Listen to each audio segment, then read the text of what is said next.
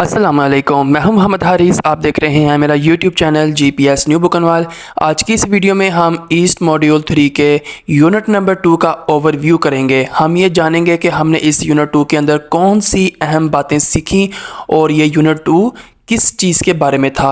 तो बिना टाइम ज़ाया किए हम आगाज़ करते हैं। यूनिट 2 लैंग्वेज फोकस के बारे में था, जो कि हमारे मॉड्यूल 3 का टाइटल है। और लैंग्वेज फोकस का कौन सा हिस्सा हम इस यूनिट 2 में पढ़ने जा रहे हैं, ये हम जानेंगे इस वीडियो में। तो वीडियो को एंड तक लाजमी देखिएगा अगर आप सच में कोई चीज़ सीखना चाहते हैं। वीडियो का कोई पार्ट स्किप मत कीजिएगा। तो हमारे यूनिट 2 का जो टाइटल है वो है how to prepare for a vocabulary lesson और एक्टिविटी। यानी कि अगर आप बच्चों को वोकेबलरी सिखाने के लिए कोई सबक पढ़ाने लगे हैं या आपने किसी सरगर्मी का इंतज़ाम किया हुआ है, तो आप इसको बेहतर तौर पर आप इसको कैसे प्रिपेयर कर सकते हैं। तो ये यूनिट 2 का हमारा मेन थीम होगा। तो जल्दी से बढ़ते हैं हम इसके फोकस एरियाज़ की जानिब। तो हमारे पूरे यूनिट 2 में जो एक्टिविटीज़ या लेसन्स होंगे वोकेबलरी को पढ़ाने के लिए, उनमें 3 एरियाज़ पर फोकस किया जाएगा। पहला हमारे पास, जिसको हम डिस्कस कर लेते हैं, exploring vocabulary activities from the text books. यानी कि हम जो एसएनसी की बुक्स बच्चों को पढ़ा रहे हैं उसके अंदर कौन सी ऐसी एक्टिविटीज़ शामिल की गई हैं जो कि स्पेशली जो हैं वोकेबलरी को इम्प्रूव करने के लिए हैं। सेकंड पॉइंट है हमारे पास clarifying meaning, pronunciation and form of new words. तो इसके अंदर हम 3 जो हमारे पास आप देख सकते हैं कि एक टर्मिनोलॉजी इस्तेमाल हुई है कि MFP। तो इसमें हमारे पास सबसे पहले मीनिंग की बात कर लेते हैं। आप वोकेबलरी के अंदर कोई नया वर्ड बच्चों को सिखाने जा रहे हैं तो उसका जो मानी है वो किस तरह क्लैरिफाई करेंगे। आप उसको क्लैरिफाई कर सकते हैं किसी पिक्चर की मदद से। आप उसको पिछले सबक में अगर आपने उस मानी का इस्तेमाल हुआ था, जिक्र हुआ था, आप उसकी याद दहानी करवा के आप उसका मीनिंग एक्सप्लेन कर सकते हैं। दूसरे नंबर पे हमारे पास लिखा हुआ है प्रोनाउंसिएशन। इसमें हम बच्चों को सिखाएंगे कि आप किसी को बोलना कैसे है, किसी लफ्ज़ को। मतलब आपने CAT है तो इसको आपने सेट बोलना है या कैट बोलना है। तो ये हमारे पास प्रोनाउंसिएशन होगी। और फॉर्म होगी कि आप किसी वर्ड को किस तरह दुरुस्त तरीके से लिखते और पढ़ते हैं। यानी कि अभी जो मैंने आपको बताया कैट और सेट, यानी कि किसी लफ्ज़ को इंग्लिश के लिखना दुरुस्त कैसे है और पढ़ना कैसे है, ये उसकी फॉर्म होगी, यानी कि शक्ल होगी। तो मीनिंग, प्रोनाउंसिएशन और फॉर्म के लिए पूरे यूनिट के अंदर एब्रीविएशन इस्तेमाल की गई है MPF की। तो इस दूसरे फोकस एरिया के बाद थर्ड नंबर पर है हमारे पास practising vocabulary through communicative task. यानी कि आप मुंह से बोलकर या बच्चों से बातें करके किस तरह से वोकेबलरी की बच्चों को मशक करवा सकते हैं, प्रैक्टिस करवा सकते हैं। तो ये तीनों पॉइंट्स थे जो कि हमने डिस्कस करने हैं, बल्कि कर चुके हैं अपने यूनिट 2 के अंदर। इन तीनों पॉइंट्स के बाद जो है हम आगे बढ़ेंगे और चेक करेंगे कि लर्निंग आउटकम्स क्या रखे गए हैं यूनिट 2 के अंदर। यानी कि आप यूनिट 2 को सीखने के बाद कौन सी जो बातें हैं या पॉइंट्स हैं वो आपके अंदर एज आ आउटकम शो होने चाहिए। तो फर्स्ट नंबर पर हमारे पास उसको डिस्कस कर लेते हैं। Identify the key principles and ways of presenting new vocabulary through activities. तो ये हमारे पास फर्स्ट आउटकम होगा यूनिट 2 के अंदर कि आपने उन प्रिंसिपल्स और वेज़ को आपने जो है उनकी निशानदही करनी है। यानी कि उन प्रिंसिपल्स और वेज़ की आपने निशानदही करनी है कि जिनकी मदद से आप नई वोकेबलरी को मुख्तलिफ़ सरगर्मियों का इनेकाद करके बच्चों के सामने पेश कर सकते हैं। इसको मैं अपने अल्फाज में बोलूँगा कि आपने किसी बच्चे को अपनी क्लास को, अपने बच्चों को नए अल्फाज यानी कि नया ज़ख़ीरा अल्फाज का सिखाना है। तो आप जो है कौन से असूलों को मद्देनज़र रखेंगे उन सरगर्मियों को तैयार करने में जिनकी मदद से आप वो नए अल्फाज बच्चों को सिखाने जा रहे हैं। तो इसी तरह दूसरे नंबर पे हमारे पास examine activities that focus on clarifying MPF। तो जो MPF है ये एब्रीविएशन है मीनिंग, प्रोनाउंसिएशन और फॉर्म की। ये हमने अभी पीछे डिस्कस किया है। इसको मीनिंग मतलब हो गया हमारे पास प्रोनाउंसिएशन कि आपने इसको किस तरह सही आवाज़ से लफ्ज़ की अदायगी करनी है बोलते हुए, और फॉर्म का मतलब कि आपने किसी लफ्ज़ को किस तरह सही तरीके से लिखना है और बोलना है। यानी कि कैट CAT होगा ना कि KAT। इसी तरह इसको हम सेट नहीं बोलेंगे, कैट ही बोलेंगे। तीसरे नंबर पे जो हमारा लर्निंग आउटकम है जो हम यूनिट 2 से रिलेट कर रहा है वो है select task for learners to improve their vocabulary, यानी कि आप बच्चों को किस तरह से उन लर्नर्स को जो इंग्लिश सीखने जा रहे हैं किस तरह से एक आप समझ लें कि प्रॉपर टास्क देंगे कि उन टास्क की मदद से वो अपनी वोकेबलरी को, अपने नए अंग्रेज़ी के अल्फाज के ज़ख़ीरा को बेहतर कर सकें, उसमें इजाफ़ा कर सकें। तो आखिरी हमारे पास लर्निंग आउटकम है design activities that develop learners confidence in using the vocabulary in real context. तो यहाँ पर चौथे हमारे लर्निंग आउटकम का मीनिंग है कि हम ऐसी एक्टिविटीज़ कैसे डिज़ाइन करें कि बच्चों के अंदर कॉन्फिडेंस डेवलप कर सकें कि वो रियल टाइम के अंदर वोकेबलरी को परफेक्टली यूज़ कर सकें। आमतौर पर देखा गया है कि जो लर्नर्स होते हैं उनके पास एक बड़ा ज़ख़ीरा होता है अल्फाज का, उन्होंने बहुत सी वोकेबलरी सीख रखी होती है, लेकिन रियल टाइम में जब आप किसी से बात कर रहे हैं और आपको किसी कॉन्सेप्ट को समझाने के लिए वोकेबलरी की ज़रूरत पड़ती है तो वो जहन में नहीं आती, और ऐसा आमतौर पर इसी वजह से होता है कि लैक ऑफ कॉन्फिडेंस। तो एतमाद किस तरह पैदा करना है, चौथा हमारे पास लर्निंग आउटकम इसी चीज़ के बारे में है। तो हमने 4 लर्निंग आउटकम इस पूरे यूनिट 2 के अंदर सीखे या डिस्कस करेंगे। पहला हमारे पास जो है नई वोकेबलरी बच्चों को सिखाने के लिए जो हम सरगर्मियों का इनेकाद करेंगे उनको बनाने में हम कौन से असूलों को मद्देनज़र रखेंगे। दूसरा था हमारे पास कि हम MPF मीनिंग, प्रोनाउंसिएशन और फॉर्म को क्लैरिफाई करने के लिए जो सरगर्मियाँ रखेंगे उनका जो मुशाहिदा है वो कैसे करेंगे। तीसरा पॉइंट था हमारे पास कि जो हमारे पास लर्नर्स को हम वोकेबलरी सिखाने जा रहे हैं तो उसको अगर हमें असेस करना है या उसको मज़ीद इम्प्रूव करना है तो हम मुख्तलिफ़ किस्म के टास्क किस तरह सिलेक्ट कर सकते हैं। और लास्ट में हमारे पास लर्निंग आउटकम था कि जो हमने बच्चों को वोकेबलरी तो सिखा दी, अब उसको रियल टाइम में जब उसको इस्तेमाल करने लगेंगे तो वो लैक ऑफ कॉन्फिडेंस को फेस कर सकते हैं। तो इस इशू को सॉल्व करने के लिए हमने एक सेपरेट से, एक अलग से एक्टिविटीज़ डिज़ाइन करनी है जो बच्चों के अंदर कॉन्फिडेंस, एतमाद को पैदा करें कि जब उनको रियल टाइम पर ज़रूरत पड़े तो वो अपनी वोकेबलरी को परफेक्टली जो है इस्तेमाल कर सकें। तो अब हम अपने यूनिट के अंदर नेक्स्ट जो इम्पोर्टेंट टर्म्स यूज़ हुई, जो एक्टिविटीज़ आई यूनिट 2 के अंदर और जो टेक्स्ट बुक के इम्पोर्टेंट पेजेस PDF की शक्ल में शेयर किए गए पूरे यूनिट 2 के अंदर, हम उनको बारी बारी डिस्कस करेंगे। और मुझे पूरी उम्मीद है कि अगर आप ये वीडियो को अभी तक देख रहे हैं और मज़ीद इख्तिताम तक देखेंगे तो आप बहुत कुछ सीखेंगे। तो जल्दी से हम अपनी जो फर्स्ट इम्पोर्टेंट टर्म है उसकी जानिब बढ़ते हैं। तो छोटा सा ये हमारा इंट्रो यानी कि टर्म्स, टॉपिक्स, PDFs और एक्टिविटीज़, और इसके बाद हम अपनी फर्स्ट टर्म की तरफ बढ़ते हैं। तो पहली टर्म हमारे पास है लेक्सिस। लेक्सिस कहते हैं अनदर टर्म फॉर वोकेबलरी को। जब हम बहुत से अल्फाज को या मफहूम को या किसी आइटम्स के ज़ख़ीरा को एक साथ जोड़कर हम बोलते हैं तो उसको लेक्सिस कहते हैं। मिसाल के तौर पर किसी रोड के ऊपर एक सर्कस का साइन बना हुआ है या एक स्टॉप का साइन बना हुआ है तो उसमें कोई स्पेलिंग या ख़ास डेफिनेशन यूज़ नहीं हो रही, लेकिन हमें मफहूम समझ आ जाता है। इसी तरह अगर हम कहते हैं कि don't put all your eggs in one basket, अब इस लाइन का मतलब ये है कि आप अपनी सारी की सारी कोशिशें किसी एक ही काम पर सर्फ मत करें।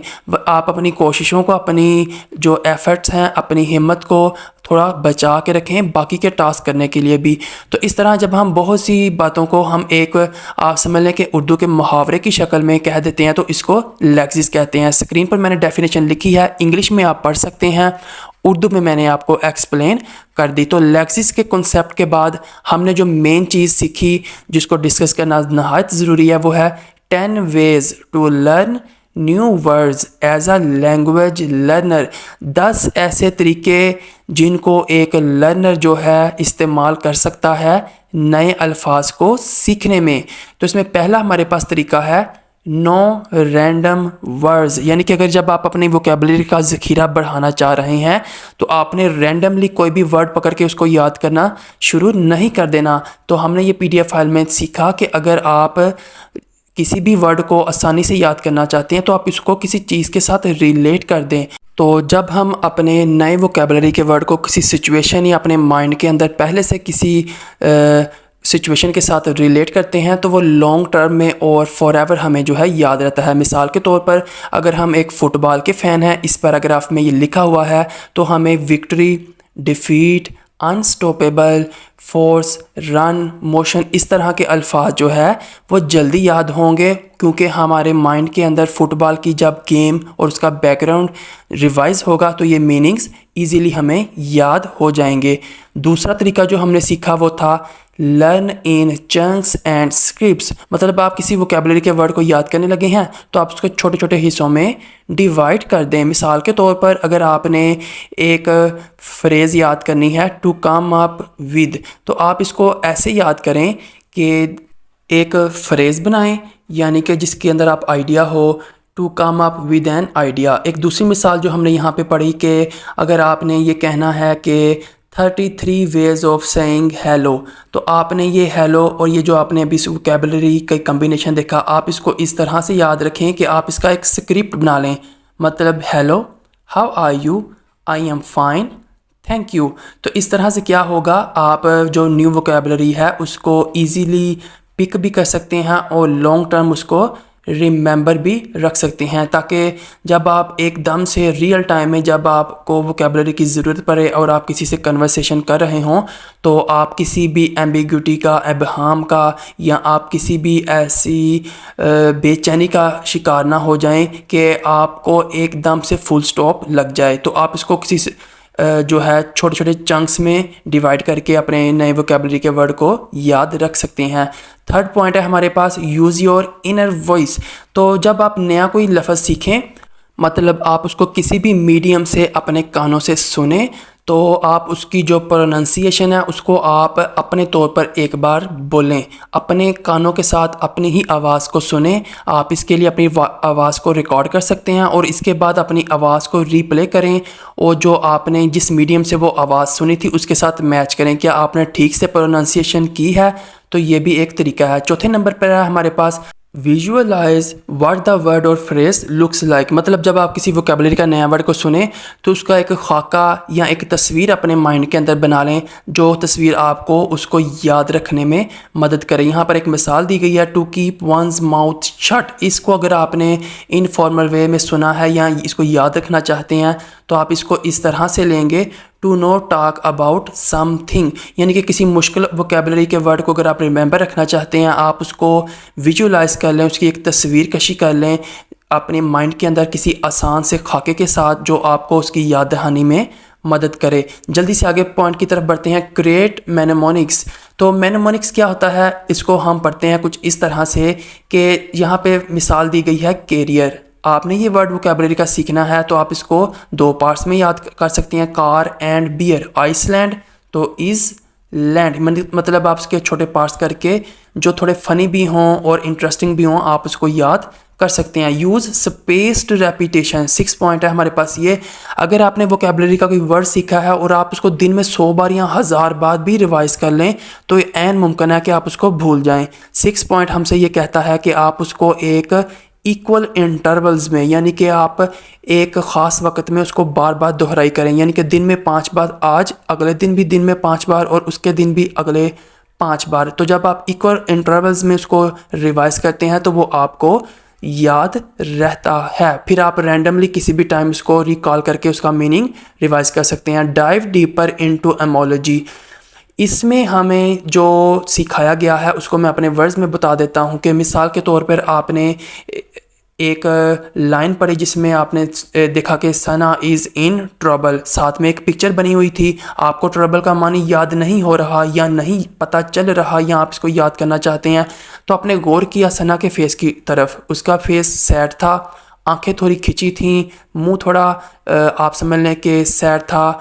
तो आपने उसके चेहरे के तासुरात से अंदाज़ा लगाया कि उसकी कोई चीज़ गुम हो चुकी है या वो किसी परेशानी में है। तो आपने इससे गैस किया और आपने ट्रबल का मानी मुश्किल में होना और आपने उस तस्वीर से रिलेट करके उसका मानी सीख लिया। यानी कि आप सिचुएशन से तस्वीर को देखें और फिर गैस करें और फिर उसको मैच करें रियल मीनिंग के साथ। तो ये हमारे पास 7वां पॉइंट था। तो 8वें नंबर पर है हमारे पास challenge yourself with word games. तो बहुत सी ऐसी गेम्स होती हैं जिनकी मदद से हम अपनी वोकेबलरी को जो है इंक्रीज कर सकते हैं। मिसाल के तौर पर इसकी बेस्ट एग्जांपल सिनोनिम्स हैं।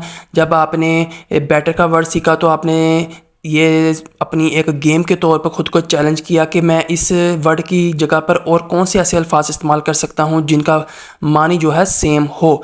तो यानी कि आप जब अपने माइंड को चैलेंज करते हैं तो आपका माइंड आपके जवाब में मज़ीद सीखने की तरफ आपको माइल करता है। अगला पॉइंट है हमारे पास राइट इट डाउन। तो जब आप किसी अखबार में, किसी न्यूज़ में, किसी ऐसी जगह पर किसी नए वोकेबलरी के वर्ड को सुने तो आप उसको किसी जगह पर सेव कर लें, महफूज कर लें और उसको बाद में कुछ अरसे बाद, कुछ टाइम बाद दोबारा देखें और याद दहानी के तौर पर वो रफ्ता रफ्ता आपकी मेमोरी में सेव हो जाएगा।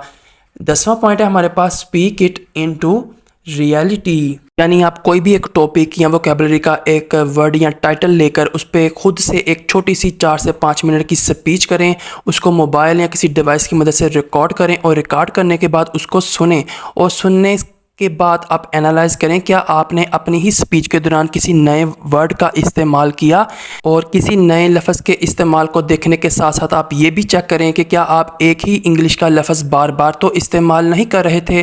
तो इस तरह आप अपनी ही स्पीकिंग को बहुत अच्छे तरीके से जो है एनालाइज कर सकते हैं। अगर आप किसी एक ही लफ्ज़ को बार बार इस्तेमाल कर रहे हैं तो आप उसकी जगह पे किसी नए सिनोनियम को, किसी नए वोकेबलरी के वर्ड को सीख कर लगा सकते हैं। आप अपने प्लस पॉइंट्स को भी नोट कर सकते हैं और जो वीक पॉइंट्स हैं, वीक एरियाज़ हैं, उनकी निशानदही करके उनको भी इम्प्रूव कर सकते हैं।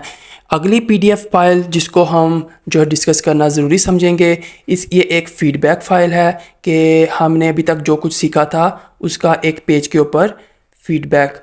तो इसमें हमारे पास पहला था कि अगर आप अपनी प्रोनंसिएशन को इम्प्रूव करना चाहते हैं, यानी कि आप रवानी लाना चाहते हैं अपनी इंग्लिश स्पीकिंग के अंदर, उसमें पहला हमने सीखा एक टर्म को टंग ट्विस्टर्स।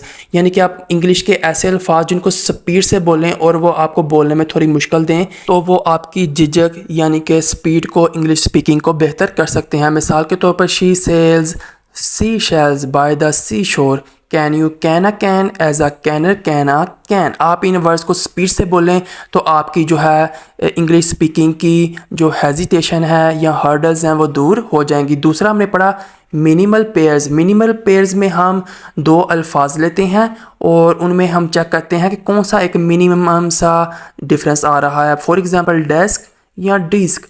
तो इसी तरह शिप और शीप, तो एक छोटा सा एक डिफरेंस है, तो इसको भी हम जो है इसकी प्रैक्टिस करके, इनकी निशानदही करके अपनी प्रोनंसिएशन को बेहतर कर सकते हैं। तीसरा पॉइंट जो हमने पढ़ा अपनी प्रोनंसिएशन को बेहतर करने के लिए वो ये था कि हम एक शो अ पिक्चर और a flash card with a target word to your learners and pronounce the word और नेम द पिक्चर अलाउड। मतलब किसी फ्लैश कार्ड या तस्वीर की मदद से हम नई वोकेबलरी की प्रोनंसिएशन कैसे सिखा सकते हैं। मिसाल के तौर पर आपने वो देखा हुआ कल्चर एंड प्राइड का PDF फाइल जिसमें बच्चों को दिखाया गया था कि उन्होंने एक रंग बिरंगे कपड़े पहने थे और फिर बच्चों से पूछा गया कि उन्होंने ये क्यों पहने हैं, तो पता चला कि ईद का दिन था। तो इस पिक्चर या फ्लैश कार्ड की मदद से भी हम प्रोनंसिएशन और न्यू वर्ड्स को सिखा सकते हैं। वर्ड चेन की मिसाल दी गई है अगली, यानी कि एक बच्चा बोलेगा टेबल और उसके एंड में ई आ रहा है और नेक्स्ट बच्चे के लिए टास्क होगा कि वो ई की मदद से नया वर्ड बनाए। वो एग बोलता है तो एग के आखिर में जी आता है और नेक्स्ट बच्चे के लिए टास्क होगा कि वो जी की मदद से नया वर्ड बनाए। इससे बच्चे इंजॉय भी करेंगे और ख़ुद को विन करवाने के लिए नई वोकेबलरी भी सीखेंगे। तो प्रोनंसिएशन को बेहतर करने बारे इस PDF में जो लास्ट फीडबैक दिया गया है वो है राइम टाइम। टीचर एक वर्ड बोल सकता है जैसे फ्लावर और बच्चों को ये टास्क दे सकता है कि वो इससे मिलते जुलते अल्फाज बनाएं। बच्चे कह सकते हैं शावर, पावर एटसेट्रा। इससे होगा ये जो बाकी की क्लास होगी वो इन नए शावर और पावर को अल्फाज को सीखेगी और इंजॉय करेगी और एक बच्चे की लर्निंग दूसरे के साथ शेयर होगी जिससे उसकी वोकेबलरी इंक्रीज़ होगी, प्रोनंसिएशन भी साथ में बेहतर होगी। यहाँ पर एक और 3 तरीके बताए गए हैं वोकेबलरी को बेहतर बनाने के लिए। पहला तरीका था हमारे पास फ्लैश कार्ड्स। टीचर क्या कर सकता है, मैगजीन्स या अखबारात में से पिक्चर्स को ला के बच्चों को शो कर सकता है और इस तरह उनकी वोकेबलरी को बेहतर कर सकता है।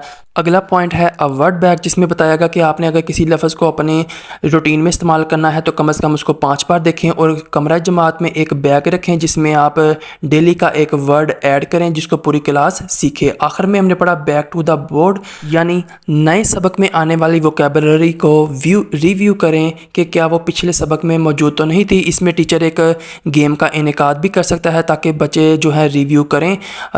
बच्चों के ग्रुप्स बनाए जा सकते हैं, टीचर चंद अल्फाज या एक वक्त में एक लफ्ज़ बोर्ड पर लिख सकता है और जो सा ग्रुप सबसे पहले बता दे कि ये हमने पिछली बार कौन से लेसन में पढ़ा था उसको एक पॉइंट मिल सकता। तो अगली PDF फाइल जिसको मैंने डिस्कस करना इंपॉर्टेंट समझा वो है practising vocabulary through communicative activities, यानी कि बच्चों के साथ आप कम्युनिकेट करके किस तरह से प्रैक्टिस कर सकते हैं वोकेबलरी की। आपने अभी ये स्क्रीन पर पिक्चर्स देखी होंगी और ये पिक्चर को मैं जूम कर रहा हूँ। आप बच्चों से ये पिक्चर शो करके उनके तासुरात ले सकते हैं, बच्चों की राय ले सकते हैं और इसी दौरान आप नई वोकेबलरी बच्चों को इंट्रोड्यूस कर सकते हैं। जैसे कि यहाँ पे कुछ बच्चे खेल रहे हैं, कुछ आपस में बातें कर रहे हैं और कुछ आप अभी चेक कर सकते हैं कि एक बकरा मंडी में ख़रीदारी कर रहे हैं, बातें कर रहे हैं, गौर से देख रहे हैं, स्टैंडिंग हैं। और ये सारी जो पिक्चर्स हैं इस चीज़ में हेल्प करती हैं कि आप लेसन को शुरू करवाने से पहले अगर खाली तस्वीर को बच्चों के साथ डिस्कस कर लें तो बच्चे जो हैं उनको जब लेसन के दौरान नई वोकेबलरी सिखाई जाती है, उनके मानी बताए जाते हैं तो वो फ़ौरन उनके माइंड में वो पिक्चर एक बन जाती है जहन में और वही पिक्चर उनको नए अल्फाज के मानी याद रखने में मदद करती है। और लास्ट में एक और अहम PDF फाइल, इसमें हम 4 पॉइंट्स को डिस्कस करेंगे। फर्स्ट है कि आप बच्चों को अगर साइलेबल्स सिखाना चाहते हैं तो आप एक एक्टिविटी का इनेकाद कर सकते हैं। आप बोर्ड के ऊपर एक वर्ड लिखें और बच्चों से कहें कि वो क्लैपिंग या टैपिंग की मदद से बताएं कि उस वर्ड के अंदर कितने साइलेबल्स हैं।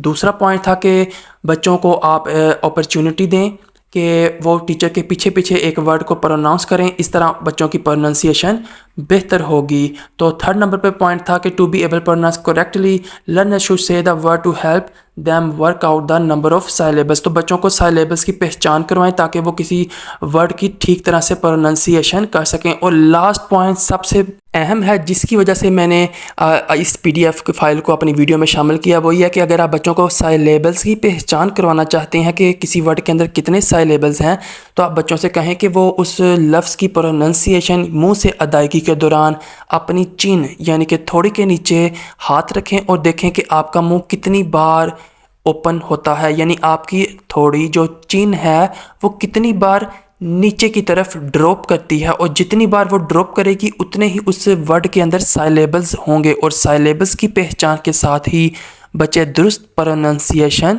सीख जाएंगे। तो ये थी आज की वीडियोस। मैंने ज़्यादा से ज़्यादा टॉपिक्स को, आइटम्स को, PDF फाइल्स को और थीम्स को और फोकस एरियाज़ को डिस्कस करने की कोशिश की। फिर भी कोई पॉइंट रह गया हो तो आप कमेंट सेक्शन में पूछ सकते हैं, अदरवाइज़ मैंने जितने भी मेन पॉइंट्स थे उनको इस वीडियो में डिस्कस कर दिया।